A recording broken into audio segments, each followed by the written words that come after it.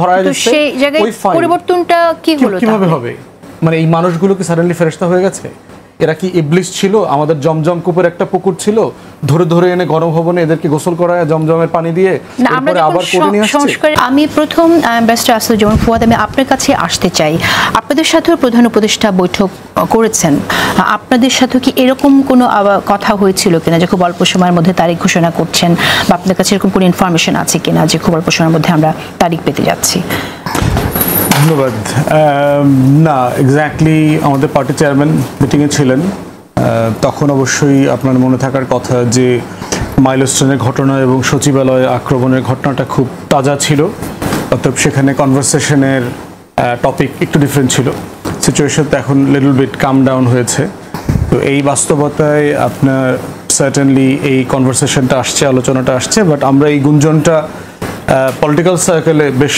কয়েকদিন থেকে শুনছি যে ৮ তারিখে যেহেতু সরকারের বর্ষপূর্তি হবে সরকার সম্ভবত ইলেকশনের দিন তারিখটা ঘোষণা করে দিতে পারে আর কি কারণ হচ্ছে যে অনেক জায়গা থেকে বলা হচ্ছে যে এই অস্থিরতা নাকি কেটে যাবে নির্বাচনের দিন তারিখটা ঘোষণা করে দিলে যদিও আমি এটা মনে করি না যে অস্থিরতা চলছে this has particularly different set of reasons তো সেই জায়গাতে আর সরকার পক্ষ এখনো কোনো বক্তব্য দেয় নেই তো এটা ধরে নিচ্ছি যে এটা একটা দলের জামাল ভাই ব্রিফিংয়ে এটা বলেছেন এটা জামাল ভাইয়ের বক্তব্য এখন পর্যন্ত এটা রাষ্ট্রের কোনো বক্তব্য না অশেষ ধন্যবাদ আসবো আবার আপনার কাছে আজিজুল বারী হেলাল আমি আপনার মন্তব্য শুনতে চাই আমরা এর মাঝে এরকম কোনো পরিবর্তন কি এসেছে কিনা বা এমন কিছু ঘটেছে কিনা পর্দার পেছনে যা আমরা সবাই জানি না যে কারণে এই নির্বাচনের ঘোষণার বিষয়টি 2 দিন পরে আর আসলো কারণ আপনাদের সাথেও আপনাদের দল নেতাদের সাথেও কিন্তু প্রধান উপদেষ্টা বৈঠক করেছেন ঠিক মাত্র কদিন আগে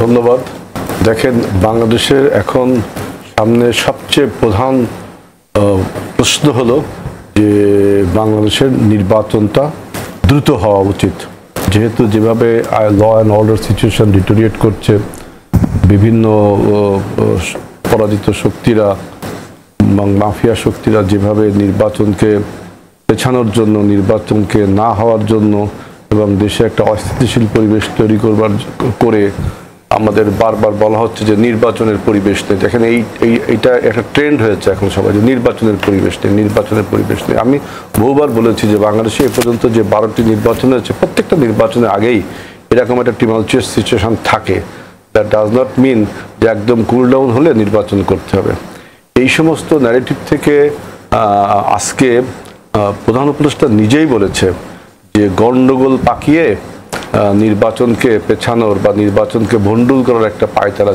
চলছে সে তিনি কিন্তু নিজে এই আশঙ্কা প্রকাশ করেছে এইটাই হলো ইম্পর্টেন্ট আমাদের ডাউট যে উনি এটা যে বললেন এখন কি এইটাকে আবার উনি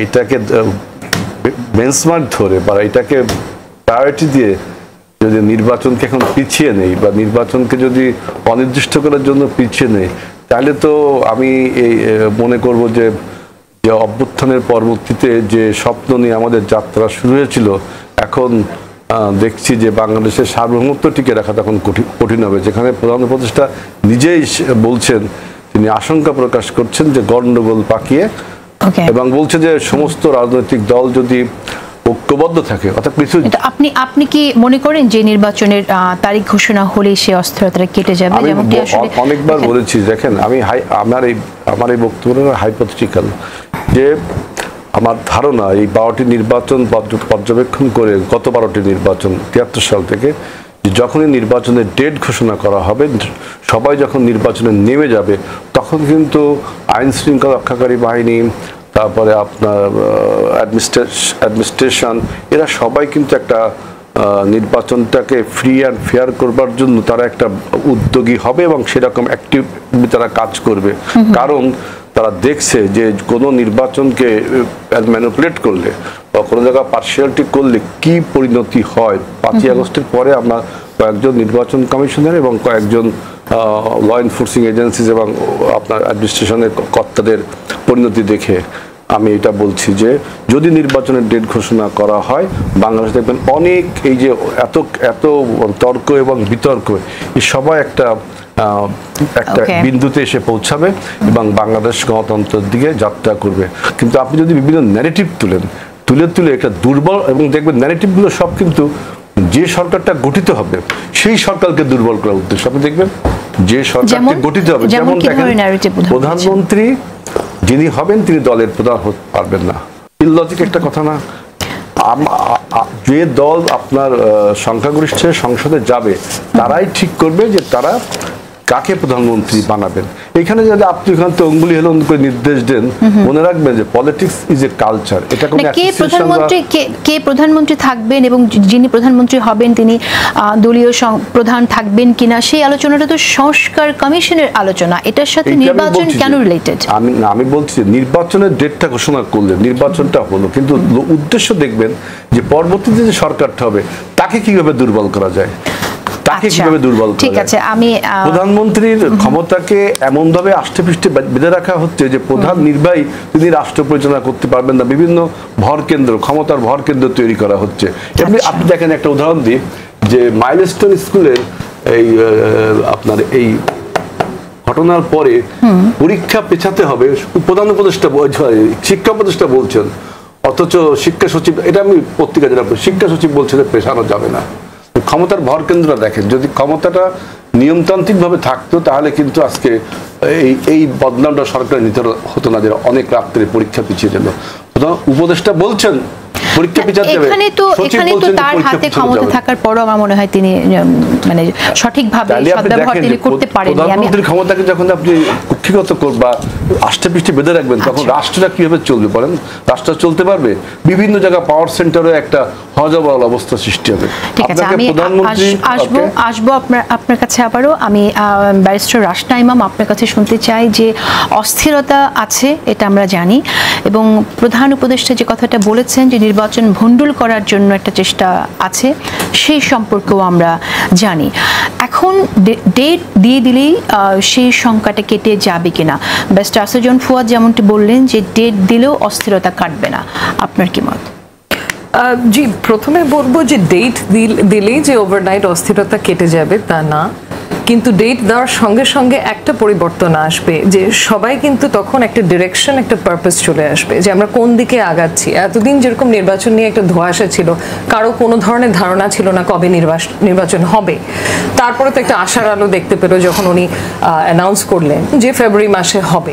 তো এখন যদি একটু সুনির্দিষ্ট ডেট দিয়ে দেন, কিছু দূর হলেও তো একটা পারপাস, একটা ডিরেকশন পাবে, সবাই পাবে। অ্যাটলিস্ট যে শক্তিগুলো নির্বাচন চাচ্ছে, যারা গণতন্ত্রে বিশ্বাস করে, এবং গণতন্ত্রে আপনি যদি বিশ্বাস করে থাকেন তাহলে আপনার নির্বাচনের তাৎপর্যটা আন্ডারমাইন করলে হবে না। যেরকম নানা ধরনের নির্বাচন পেছানোর তো অনেক ধরনের পায়তারাই আমরা দেখেছি, তার মধ্যে রিসেন্ট তো গোপালগঞ্জের ঘটনাটা, সচিবালয়ের ঘটনাটা, যেটা মাইলস্টোনের পরে হলো, তারপরে অবরুদ্ধ করে রাখলো যে দুজন উপদেষ্টাকে। তো এগুলো তো আইন শৃঙ্খলার পরিস্থিতিটা বিগড়ানোর একটা উদ্দেশ্য। এবং আমার জানা মতে আমি কয়েকটা জায়গায় দেখলাম যে আজকের বৈঠকে প্রধান উপদেষ্টা যে 14 দলের সাথে বসেছেন, ওখানে মনে হয় উনি কিছু দূর ইঙ্গিত দিয়েছেন যে ইনফরমেশন পেয়েছে যে এখানে পতিত সরকারের লোকজন ইনভলভড ছিলেন, ইন্টেলিজেন্স ফোর্সেস থেকে জেনেছেন। তো তারা তো পায়তারা করছেই, সেটা এক ধরনের বাধা নির্বাচনের পথে। আরেকটা বাধা আমরা দেখেছি যে নানা ধরনের তর্ক বিতর্ক দাবি যেগুলো দেয়া হচ্ছে, যেরকম সংস্কার আগে নির্বাচন পরে, ন্যায় বিচার আগে নির্বাচন পরে, এগুলো তো মানে বেশ কিছু দূর অযৌক্তিক। কারণ ন্যায় বিচার আগে নির্বাচন পরে হতে পারে না, ন্যায় বিচার চারটিখানি ব্যাপার না, ন্যায় বিচার একটা সময় সাপেক্ষ প্রক্রিয়া, যেটা অনেক সময় লাগবে এবং সময় কিছু দূর লাগা উচিত। যেটা আমি বারবারই একই কথা বলেছি যে আন্তর্জাতিক অপরাধ ট্রাইব্যুনালে যতগুলো ট্রায়ালস ছিল আওয়ামী লীগ আমলে, এগুলো কিন্তু তড়িঘড়ি করে করা হয়েছিল, তারপরেও প্রায় 2.5 বছরের মতো লেগেছে এবং পুরোপুরি প্রশ্নবিদ্ধ ছিল। আমরা তো চাই না যে এই পতিত আওয়ামী লীগ সরকারের যারা যে ট্রায়ালসগুলো হচ্ছে সেটা কোনোভাবেই প্রশ্নবিদ্ধ হোক। তার অর্থ এই যে ধীরে সুস্থে আমি বলছি না, বা ডিউ প্রসেস ফলো করে সময় নিয়ে বিচারটা করা উচিত। সো এই রিফর্ম, সংস্কার আগে, বিচার আগে, নির্বাচন পরে, সংবিধান আগে পুরোপুরি সংশোধন বা পুনর্লেখন করতে হবে, তারপরে বিচার, এগুলো আমার মনে হয় কিছু দূর হলেও উদ্দেশ্য প্রণোদিত এবং উদ্দেশ্যটা হচ্ছে নির্বাচন পেছানো। আচ্ছা, আমি আসবো আবার আপনার কাছে। ব্যারিস্টার ফুয়াদ, আপনি যেটা বললেন যে নির্বাচনের তারিখ দিলেও আসলে অস্থিরতা কমবে না, আপনি ঠিক কেন এটা মনে করেন যে কারণ হচ্ছে যে মানে আমাদের ব্যক্তি রাজনৈতিক লোক এবং দলের ভিতরে অস্থিরতা কাজ করছে, এবং আপনি দেখেন যে গত বছরের আগস্টের পর থেকেই অস্থিরতা কন্টিনিউ বলে যাচ্ছে, নির্বাচনের দিন দেন, তারিখ দেন, যে কারণে ইনফ্যাক্ট জাতীয় সরকার গঠিত হলো না। একটা কিন্তু আগস্টে এই দাবিটা কিন্তু ছিল যে সকল গণ অভ্যুত্থানের পক্ষের রাজনৈতিক দলগুলো মিলে একটা জাতীয় সরকার করুক, তারাই নিজ দায়িত্বে সংস্কারটা করে নেবে যে সংস্কারগুলোর দাবিগুলো এসছে। এবং তখন কিন্তু আপনার এই যে সংস্কার কমিশন করা, আজকে আবার ঐকমত্য কমিশনে সবাইকে ডেকে নিয়ে আলাপ আলোচনা করা, এই আলোচনাগুলোর সময় নষ্ট করতে হইতো না। এবং গত 10-11 মাসে আমরা যা করতে চেয়েছি সেটা আসলে অনেক দ্রুত করে ফেলা সম্ভব হয়ে যেত, কারণ এই রাজনৈতিক দলগুলোই নিজেরা নেতৃত্ব দিতেন তখন এই কাজগুলোতে। কিন্তু সেটা হয় নাই জাতীয় সরকারের। কেন হয় নাই? কারণ হচ্ছে নির্বাচনটাকে প্রেডিক্ট করা হয়েছে 3-4 মাসের ভিতর নির্বাচন হয়ে যাবে, তো ক্ষমতার পালাবদল হয়ে গেলে পরে এরপরে বাস্তবায়নটা হবে। দ্বিতীয়ত বলা হচ্ছে রোডম্যাপ দেন, রোডম্যাপ দেন। সেপ্টেম্বরে গত বছর নিউ ইয়র্ক টাইমসে গিয়ে বলে আসলো ডিসেম্বর 25 থেকে জুনের 26-এর ভিতর নির্বাচন হবে। না, এটা সাফিসিয়েন্ট না, আরও স্পেসিফিক করেন, আরও স্পেসিফিক করেন। তো গত ঈদের সময় ভাষণে বলে দিলেন যে এটা এপ্রিল মাসের প্রথমার্ধে হবে। তো এরপরে তারেক রহমানের সাথে মিটিংয়ে বলা হলো বা ন্যূনতম সংস্কার বিচারের ব্যাপারে একমত হয়ে গেলে ফেব্রুয়ারি তো হতে পারে। তো দেখেন প্রত্যেকটা জায়গার ঘটনার পরে নির্বাচনের রোডম্যাপের দিকে কিন্তু আমরা এগোচ্ছিলাম, কিন্তু অস্থিরতা কি কমেছে রাজনৈতিক দলগুলোর মধ্যে? মোটেও কমে নাই। তারা কি নির্বাচনের দাবি দেওয়া তারা যতটুকু করছেন সেটা বলা কি কমিয়েছেন? না, কমেন নাই। এর মানে কি তারা চাওয়াটা অন্যায়? না, সেটা অন্যায় না। কিন্তু আমরা সবাই একটা প্রশ্ন করি, সেটা হচ্ছে যে অস্থিরতাটা কি আসলে হচ্ছে যে দলগুলো নির্বাচনের কথা বলছে, নির্বাচনের স্পষ্ট রোডম্যাপ বা ডেট চাইছে, সেটা বলার জন্যই কি অস্থিরতা হচ্ছে? মানে মোটা দাগে তো আপনার রাজনৈতিক দলগুলোর পক্ষ থেকে অস্থিরতা তো তাই যে আপনার প্রত্যেকটা ক্যাওয়াসের সাথে ধারণা করা হচ্ছে নির্বাচনের দিন তারিখটা দিয়ে দিলেই সচিবালয়ে ঘেরাও হইতো না, মাইলস্টোনে বিমানটা ধসে পড়তো না, গোপালগঞ্জে ওখানে মারামারিটা হইতো না, শুধু ওই দিনটা মানে একদিন যদি আমাকে বলে দিত, মানে আমার যে প্রেমের দিনটা যদি কোন দিন বলে দিত সেই দিন তোমাকে ফুল দিব, এরপরে আর ঝগড়াঝাটি হইতো না, মান অভিমান হইতো না। কিন্তু আমি বোধ করছি যে আমরা এমন একটা সময় বাস করছি যে টোটাল কনভারসেশনটা ছিল যে একটা হিস্টোরিক অপরচুনিটি ফর রিফর্মস।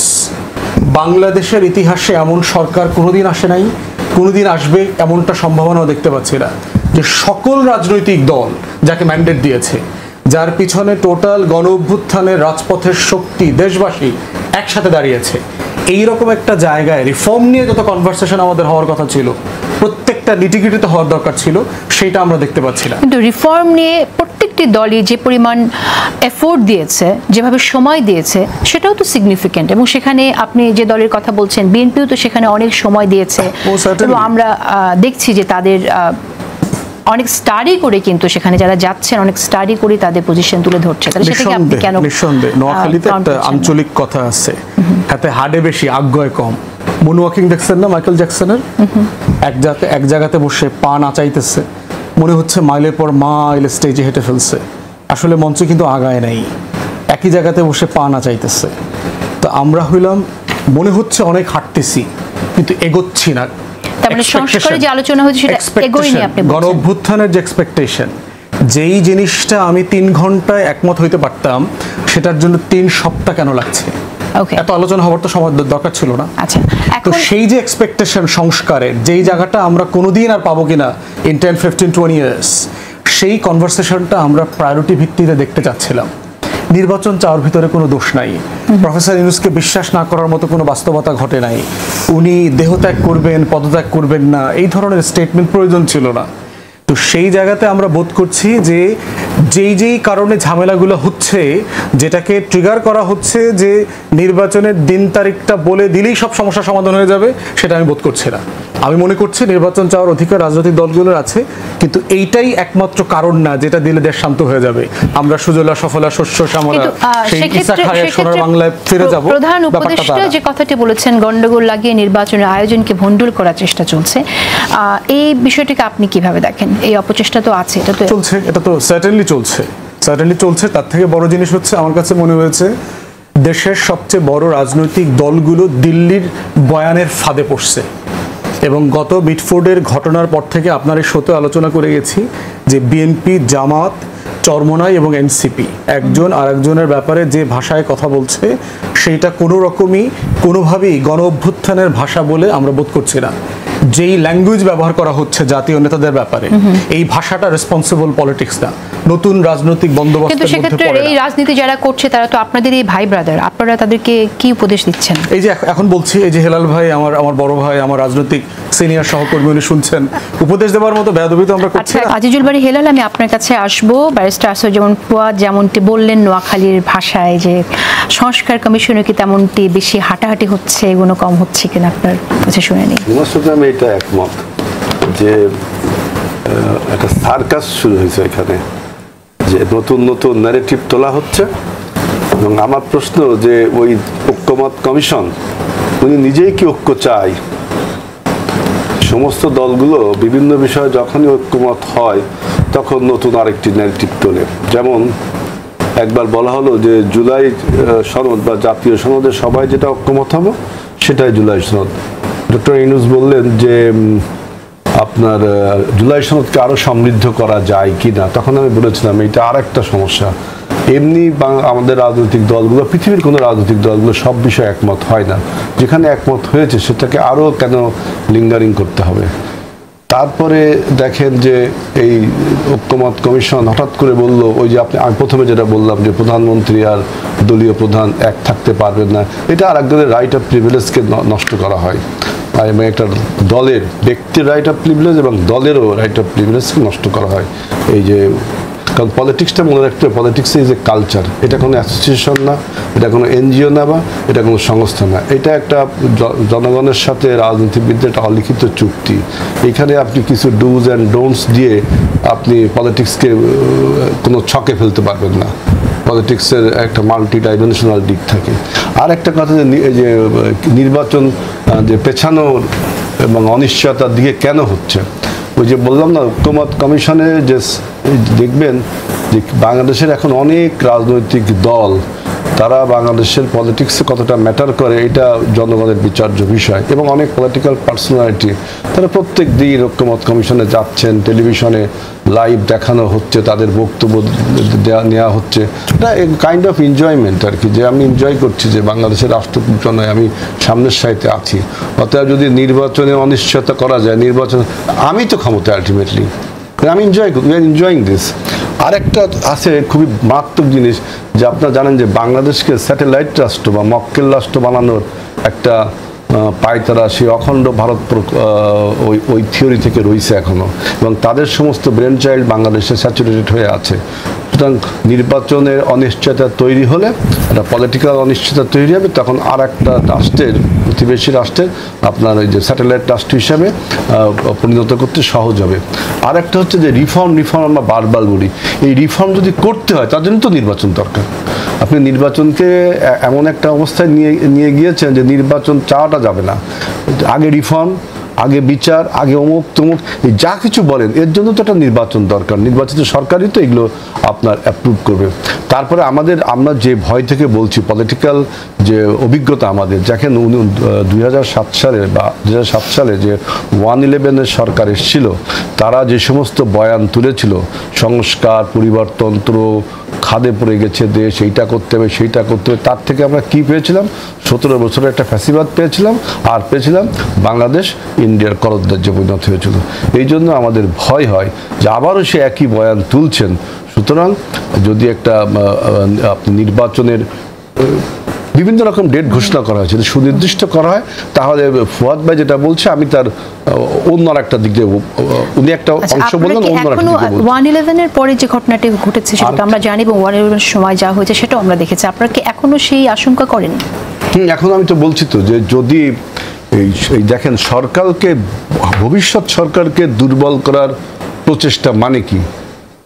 মানে দুর্বল করার প্রচেষ্টা মানে ভবিষ্যৎ সরকার যদি দুর্বল হয় তাহলে টিউনিশিয়ার মতো অবস্থা হবে, অথবা আপনার মিশরের যে বিপ্লব যেভাবে ব্যর্থ হলো সেরকম অবস্থা হবে, অথবা আফগানিস্তানের যে হামিদ কারজাই সরকার এবং ইরাকের যে আব্দুল ঘানি সরকার, এই টাইপের কোনো দিকে, এগুলো সমস্ত কিন্তু আমরা সন্দেহ করতেই পারি।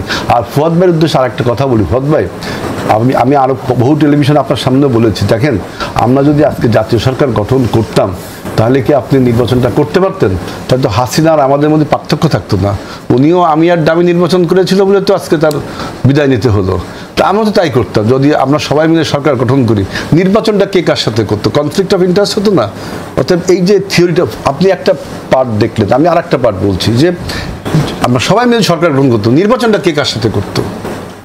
আমি ক্ষমতা এটা নিয়ে ভিন্ন ভিন্ন ব্যাখ্যাও আছে। আমরা এই আলোচনাটায় আজকে গভীরে যেতে চাই না, আমি আসবো আপনার কাছে।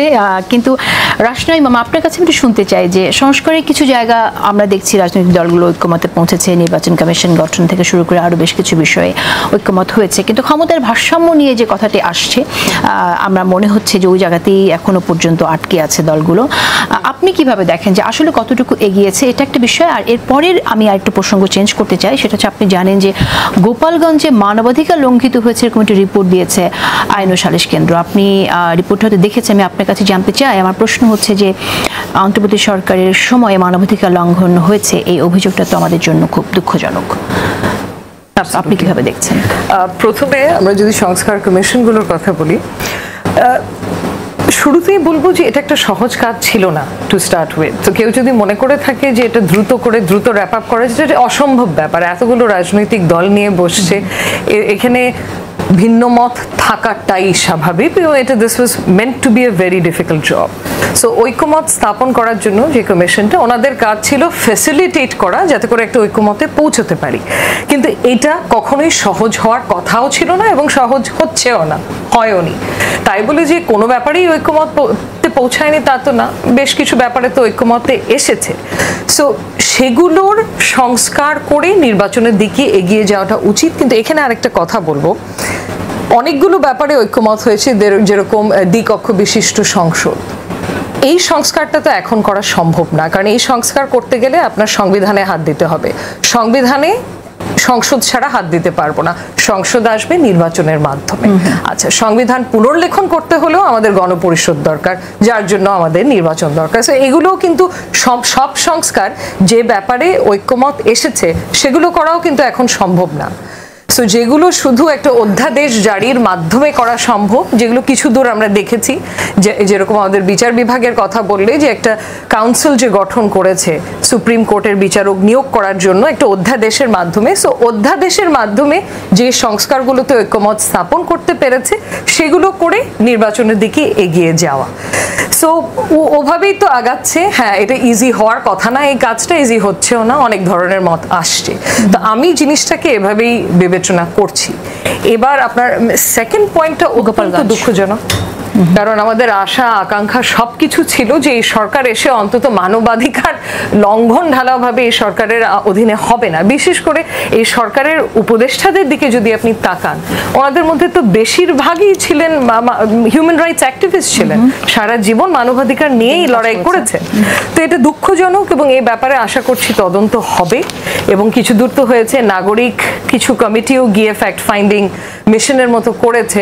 তো আশা করছি ওনারা আইন লিগ্যাল অ্যাকশন নেবেন যারাই দোষী সাব্যস্ত হচ্ছেন। এবং যদি বের হয় যে পুলিশ বল প্রয়োগ করেছে যেটা বেআইনি ছিল বা এক্সেসিভ ইউজ অফ ফোর্স বা ডিসপ্রপোর্শনেট, সেক্ষেত্রে আশা করছি যে তাদের এগেনস্টে আইনানুগ ব্যবস্থা নেওয়া হবে এবং দ্রুত নেওয়া হবে। ধন্যবাদ আপনাকে। একটা পয়েন্ট যুক্ত করব, গোপালগঞ্জে গেলে যে এরকম একটা আশঙ্কা কিন্তু সবারই ছিল, তার খুব একটা জ্ঞানী গুণী ব্যক্তি হতে হয় না টু আন্ডারস্ট্যান্ড যে গোপালগঞ্জে গেলে এ ধরনের একটা সমস্যা হতে পারে। তাহলে তো সরকারের হয়তো উচিত ছিল আর একটু প্রিপেয়ার্ড থাকা, যে এনসিপি যখন গোপালগঞ্জে যাচ্ছেন, ওটা নিয়ে আমি কমেন্ট নাই করলাম যে ওনারা কি উদ্দেশ্যে গেছেন, বা যাচ্ছেন যখন, এটা নিয়ে তো অনেক ঝামেলা হতে পারে। কারণ গোপালগঞ্জ আমরা জানি প্রিডমিনেন্টলি আওয়ামী লীগ এলাকা ছিলেন। তাহলে পর্যাপ্ত সংখ্যক প্রিপারেশন কি নিয়েছিলেন আমাদের হোম অ্যাডভাইজার বা হোম মিনিস্ট্রি বা পুলিশ? আমার তো মনে হচ্ছে না। ওনার একটাই বক্তব্য দেখলাম, উনি বলছেন না আমরা এক্সপেক্ট করিনি এত খারাপ অবস্থা হবে। কেন এক্সপেক্ট করেনি? দেশের তো সবাই সাধারণ মানুষ এক্সপেক্ট করে যে গোপালগঞ্জে গেলে এরকম পরিস্থিতিতে একটা আইন শৃঙ্খলা কম্প্রোমাইজড হবে।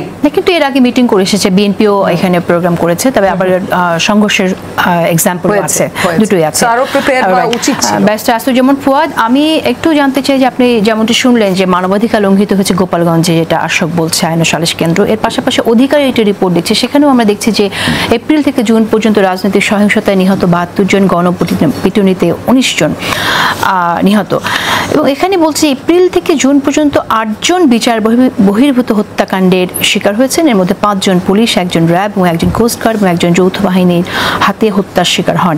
তো এই সরকারের ভেতরে ব্যারিস্টার রাশনা ইমাম যেমন বললেন যে মানবাধিকার নিয়ে উচ্চকিত ছিলেন বিগত 15 বছর ফ্যাসিস্ট সরকারের সময়ে, সেরকম উপদেষ্টা এখানে আছেন। এরপরও আমরা দেখছি যে বিচার বহির্ভূত হত্যাকাণ্ডের শিকার হয়েছেন মানুষ। কেন আসলে নিশ্চিত করা যায় না, সুশাসন নিশ্চিত করা গেল না কেন? আপনার কাছে শুনতে চাই। প্রথমত হচ্ছে হেলাল ভাই যেটা জিজ্ঞেস করেছেন যে সবাই মিলে জাতীয় সরকার করলে নির্বাচনটা করবে কে, এটা খুবই ইজি একটা ব্যাপার। কেয়ারটেকার গভর্নমেন্ট তো আমাদের একটা অ্যাগ্রিড ইলেকট্রাল সিস্টেম আমাদের মধ্যে ছিল আর কি, এটা এখন কোর্টের রায়ের মাধ্যমে প্রায় ফিরে এসছে। জাতীয় সরকার নিজেরা মিলে সিদ্ধান্ত নিতে পারতেন যে ইলেকশন টাইমের জন্য তারা কখন প্রিপেয়ার্ড, 3 মাসের একটা ট্রানজিশন দিয়ে একটা সরকারের হাতে ইলেকশন করবার দায়িত্ব দিয়ে তারা দায়িত্ব ছেড়ে দেবেন। সেটা খুব বড় সমস্যা হতো বলে আমার কাছে মনে হয়নি আর কি। মানবাধিকার লঙ্ঘন বিচারের কথা যেটা বলছেন, দেখেন যে বিচারটা আসলে রাষ্ট্রের তরফ থেকে কে করে, এটা কি অ্যাডভাইজার করবে, এটা কি চিফ অ্যাডভাইজার করবে, বিচারটা আসলে করে কে? জাস্টিস ডিসপেন্সিং ইনস্টিটিউশনস হচ্ছে মোটা দাগে 2-3টা। একটা হচ্ছে পুলিশ, দ্বিতীয়ত হচ্ছে এজেন্সিস, এটা বোথ ইনভেস্টিগেশন এজেন্সিজ এবং আপনার ইন্টেলিজেন্স এজেন্সিস, আর থার্ড হচ্ছে জুডিশিয়ারি। এখন এই প্রতিষ্ঠানগুলোর ক্লার্ক থেকে শুরু করে একদম জুতা স্যান্ডেল পরিষ্কার করে যেই লোকটা আপাতত প্র্যাকটিস করেন, ওই যে লোকটা চেয়ার টেনে দেয়, আর চেয়ারটা যে অমুক আসতেছেন পুরাতন আমলের মতো, সজাগ হও, সতর্ক হও, রাজ দরবারে সুলতান সুলেমান ঢুকতেছেন, এই লোকগুলো পর্যন্ত এখানে ঘুষের লেনদেন করে। ফাইলের কোনো টাকা ছাড়াই স্পিড মানি না দিলে আপনি ফাইল খুঁজে পাবেন না। জাজকে বলে দিচ্ছে ফাইল খুঁজে পাওয়া যাচ্ছে না, ইমিডিয়েটলি আধা ঘন্টার ভিতরে এনভেলপ ধরা যাচ্ছে। সেই জায়গায় পরিবর্তনটা কি হলো, কিভাবে হবে? মানে এই মানুষগুলো কি সাডেনলি ফেরেশতা হয়ে গেছে?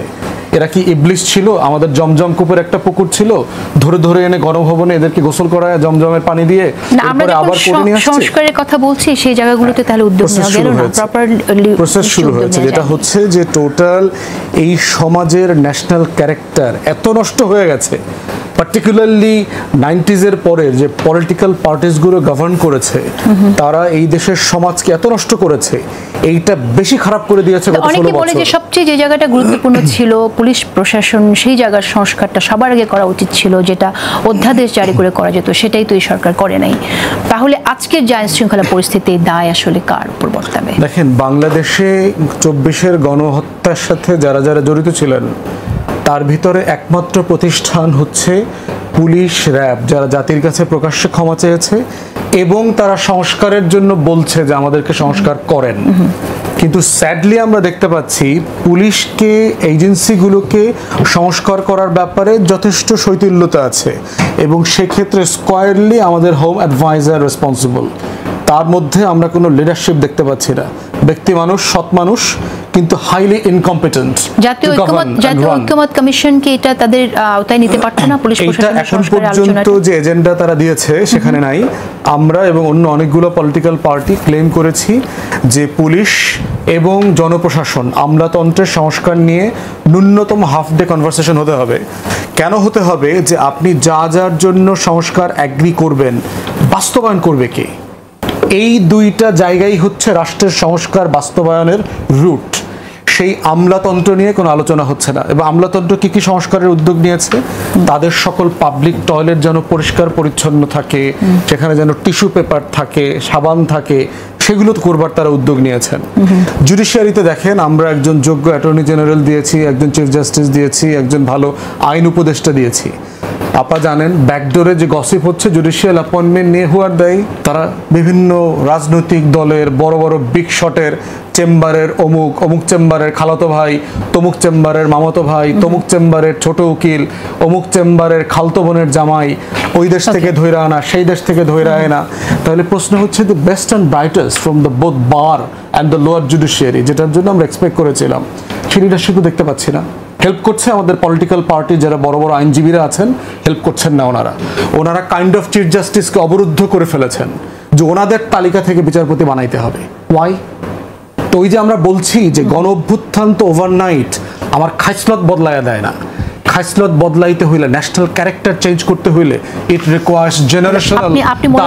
আপনি মনে করছেন যে এর দায়িত্ব তাহলে আইন উপদেষ্টা কি করছেন এখানে? তো আইন উপদেষ্টার উপর অনেক দায়িত্ব সেখানে আছে, এটা এনশিওর করার। সেখানে কিন্তু চিফ জাস্টিস তো নিজে এই কাজটা করতে পারবেন না, তাকে বারের হেল্প নিতে হচ্ছে, অ্যাটর্নি জেনারেলের হেল্প নিতে হচ্ছে, ল অ্যাডভাইজারের হেল্প নিতে হচ্ছে।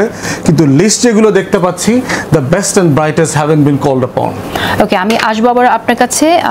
আজিজুল বারী হেলাল, যেহেতু বিচার বিভাগ নিয়ে কথা আসলো, আপনি এখানে আপনার কোনো মন্তব্য থাকলে অবশ্যই করবেন। তো আমার একটি প্রশ্ন আছে যে আপনাদের অ্যাক্টিং চেয়ারপারসন দেশে আসছেন না এখনও, এবং সেই প্রসঙ্গে একটি প্রশ্নের জবাবে আপনাদের মহাসচিব, বিএনপি মহাসচিব মির্জা ফখরুল ইসলাম আলমগীর, তিনি বলেছেন সময় নির্ধারণ এখনো হয়নি, এখনো ওনার একটি মামলা চূড়ান্ত অর্থাৎ শেষ হয়নি, এই মামলার সমাধান হয়ে গেলে আশা করছি শিগগির তিনি ফিরবেন। আমার প্রশ্ন হচ্ছে, আপনারা কি এই সময়ের বিচার বিভাগকে নিরপেক্ষ মনে করছেন না? বিচার বিভাগ ওনার আশা না আসার সাথে বিচার বিভাগের কি সম্পর্ক? না, কিন্তু তাহলে মামলা চূড়ান্ত হওয়ার পরে আসতে কেন হবে আর কি? উনি একটা দিক বলছেন যে মামলা ওনার বিরুদ্ধে আরো মামলা আছে।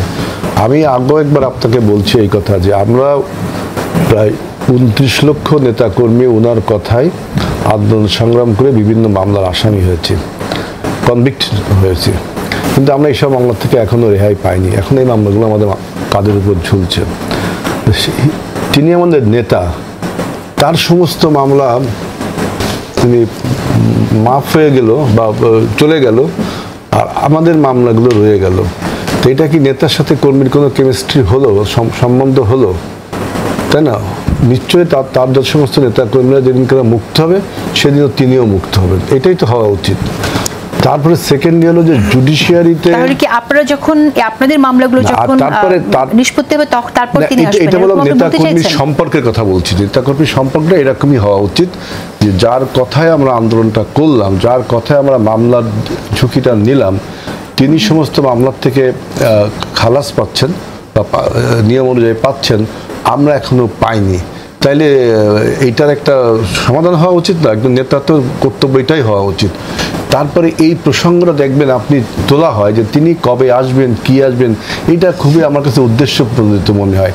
যে বিএনপি ভারপ্রাপ্ত চেয়ারম্যান, তিনি তো দেশে আসবেনই, তিনি কবে আসবেন, কি আসবেন, এইটা আমার কাছে খুব একটা গুরুত্বপূর্ণ। এটা আমার কাছে উদ্দেশ্য তোলা যাবে না কেন, উত্তর তো দিলাম, তোলা যাবে, কিন্তু আমার কাছে মনে হয় যে পেছনে কোনো একটা উদ্দেশ্য থাকে। যে বিএনপিকে, এখন তো আমি বললাম না, বিএনপিকে টার্গেট করে সমস্ত বয়ানগুলো করা হচ্ছে, বিএনপিকে দুর্বল করার। যে মানুষ যেহেতু বোঝে যে যদি একটা নির্বাচন হয়, ফ্রি এবং ফেয়ার ইলেকশন হয়, বিএনপি ক্ষমতায় যাবে, সেই বিএনপি সরকারটাকে দুর্বল করার জন্য যা যা ন্যারেটিভ উত্তরণ দরকার সবই তুলছে। আপনি দেখেন যে তাহলে এই সাংবাদিক যে প্রশ্ন করেছেন বিএনপি মহাসচিবকে, তিনিও ঠিক করেননি প্রশ্নটা। আমিও ঠিক আছে, প্রশ্ন ঠিক আছে। মহাসচিব একটা দিক বলছেন যে তার একটা মামলা আছে, আমি আরো একটা দিক বললাম যে আমাদেরও অনেক মামলা আছে, সেইটা বললাম আমি, এবং আমাদেরও মামলা অনেক আছে। আমাদের সবার মামলা যখন যাবে, ব্যারিস্টার রশনা ইমাম, আপনার কাছে আসবো। বিচারাঙ্গন নিয়ে কিছু কথা এসেছে, সেখানে আমি আপনার ইনপুট চাইবো, আসলে কি অবস্থা জানবার জন্য আপনার ওপিনিয়ন জানতে চাই। পাশাপাশি আপনি জানেন যে আজকেই আমরা দেখলাম বিএনপি মহাসচিবের কথা বলেছে যে বাংলাদেশে দক্ষিণপন্থীদের উত্থান হচ্ছে। আপনিও কি তাই দেখছেন কিনা? তিনি উদ্বিগ্ন তাই বলেছেন, আপনিও দেখছেন কিনা? জি, ধন্যবাদ। জি, আইন অঙ্গনতে প্রায় 22 বছর হয়ে গেল, সুপ্রিম কোর্টে প্র্যাকটিস করছি। তো প্রথমে আমি ইতিবাচক যে কিছু সংস্কার অলরেডি হয়েছে এই অগস্টের পর থেকে, সেগুলো দিয়ে শুরু করব। তার মধ্যে একটা তো আমরা দেখতে পেরেছি যে সুপ্রিম জুডিশিয়াল কাউন্সিল, যেটাকে বাতিল করে দেয়া হয়েছিল 16th অ্যামেন্ডমেন্টের মাধ্যমে, সেটা রিভাইভ করা হয়েছে এবং যে বিচারপতিদের নামে অভিযোগ উঠেছে তাদের ব্যাপারে তদন্ত করা শুরু করে দিয়েছে সুপ্রিম জুডিশিয়াল কাউন্সিল এবং বেশ কিছু পদক্ষেপও নিয়েছে। সো এই সরানোর, বিচারপতিদের অপসারণ করার যে ক্ষমতাটা, যেটা পার্লামেন্টকে দিয়ে দিয়েছিল আওয়ামী লীগ সরকার, সেটা এখন আবার ফেরত গেছে সুপ্রিম জুডিশিয়াল কাউন্সিলের কাছে। সো এটা একটা বড় ধরনের সংস্কার এন্ড ভেরি পজিটিভ একটা ডেভেলপমেন্ট। আমরা যদি স্বাধীন বিচার বিভাগ চাই, এটা সুপ্রিম জুডিশিয়াল কাউন্সিলের হাতেই রাখতে হবে, এটা সংসদের কাছে গেলে স্বাধীন হতে পারবে না বিচার বিভাগ। দ্বিতীয়ত যে ডেভেলপমেন্টটা, একটা অধ্যাদেশের মাধ্যমে সুপ্রিম কোর্টের জাজেস নিয়োগ করার জন্য একটা কাউন্সিল গঠন করা হয়েছে। এটা অত্যন্ত পজিটিভ, কারণ আমরা জানি যে এত বছর, বিশেষ করে গত 15-16 বছর ধরে পুরোপুরি দলীয় কারণে বিচারক নিয়োগ করা হচ্ছিল, মেধার ভিত্তিতে নিয়োগ করা হয়নি। এবং যেই কারণে আমরা দেখতে পেলাম যে স্বাধীনতাটা ফুললি কম্প্রোমাইজ ছিল, দলীয় কারণে রায়গুলো দেয়া হচ্ছিল, দলীয় স্বার্থে খায়রুল হক সাহেব যে রায়টা দিয়েছিলেন, যেটার জন্য গণতন্ত্র পিছিয়ে গেল এতগুলো বছর। তো এই কাউন্সিলটা গঠন করা খুব পজিটিভ একটা ডেভেলপমেন্ট। তারা কাজ শুরু করে দিয়েছে, কিন্তু সেই কাজে যে বাধা সৃষ্টি করছে না তা না। আমি সেদিনই দেখলাম পত্রপত্রিকায় 300টা অ্যাপ্লিকেশন করেছে, মানে এই অধ্যাদেশের যেটা বলা আছে যে আপনি হাইকোর্ট জাজেসের জন্য যদি ইচ্ছুক হন, সেক্ষেত্রে আপনার একটা আবেদন করতে হবে। তো 300 জন আবেদন করেছে, তার মধ্যে মনে হয় 40 না 50 জনকে ভাইবার জন্য ডেকেছে। এর বিরুদ্ধেও একটা লিগ্যাল নোটিস অলরেডি জারি করে দিয়েছে গড নোজ কে, যে কেন 300 জন যদি আবেদন করে থাকে 300 জনকেই ডাকতে হবে, মানে মামা বাড়ির আবদারের মতো একটা সিচুয়েশন। সো বাধাও সৃষ্টি হয়েছে, বাট এটা এগেন পজিটিভ ডেভেলপমেন্ট। থার্ড যে জিনিসটা এখনো হয়নি, সেটা হচ্ছে একটা পৃথক সচিবালয় বিচার বিভাগের জন্য। এটা অত্যন্ত গুরুত্বপূর্ণ, কারণ যতদিন পর্যন্ত আইন মন্ত্রণালয় থেকে বিচার বিভাগকে পৃথককরণ না করা হবে, ততদিন কিন্তু সত্যিকার অর্থে বিচার বিভাগ স্বাধীন হবে না। এখন কিন্তু পুরোপুরি নির্ভর করে ফাইন্যান্সিয়ালি এবং অ্যাডমিনিস্ট্রেটিভ দিক থেকে আইন মন্ত্রণালয়ের উপর। এটা তো আপনার সবার ঐক্যমত আছে, মানে এটা তো সবাই রাজি হয়েছে, সেখানে বাধাটা কোথায় তাহলে? এবং আমাদের যে প্রধান বিচারপতি আছেন, উনি কিন্তু জোরে সোরে এই দাবিটা উত্থাপন করেছেন সবার কাছে এবং এই দিকে কাজ করে যাচ্ছেন। সো আমরা আশা করছি এটলিস্ট এই দিকে কিছু একটা ডেভেলপমেন্ট দেখতে পারবো। এই পৃথককরণটা অত্যন্ত গুরুত্বপূর্ণ, এটা এখনো হয়নি। আরেকটা ডেভেলপমেন্ট ছিল যে আন্তর্জাতিক অপরাধ ট্রাইব্যুনালের যে আইনটা, ওটাতে বেশ ঘাটতি ছিল। আমি কুইকলি র‍্যাপ করছি। সো সেখানেও সংশোধন করা হয়েছে। এখন যে সমস্যাগুলো রয়ে গেছে, এক, ভয় এবং ভীতির যে একটা ভয়ের একটা পরিস্থিতি কিন্তু বিরাজমান আমাদের সুপ্রিম কোর্টে। মানে নির্ভয়ে কেউ কাজ করতে পারছে না, কারণ ট্যাগিং হচ্ছে, কারণ দাবি আন্দোলন শুরু হয়ে যাচ্ছে, সুপ্রিম কোর্টে ঘেরাও কথা হচ্ছে। এবং এটার তো একটা নজির আমরা দেখেছি, 12 জন বিচারপতিকে যে ছুটিতে পাঠানো হলো, সেটা তো একটা দাবির রেসপন্স হিসেবে, যেটা হয়তো একেবারেই উচিত ছিল না।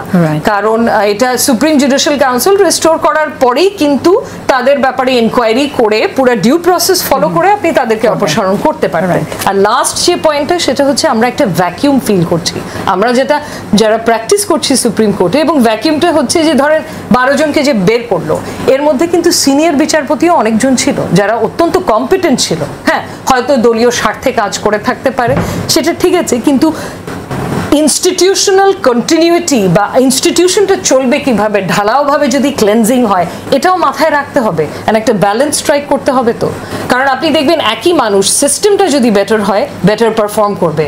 মনিটরিং বাড়িয়ে দেন, ফিয়ার অফ কনসিকুয়েন্স তার মধ্যে ঢুকিয়ে দেন। ধন্যবাদ আপনাকে। আমি আপনার কাছে মন্তব্যটা নেওয়ার সুযোগ পাচ্ছি না, কারণ আমাদের সময় খুবই কম।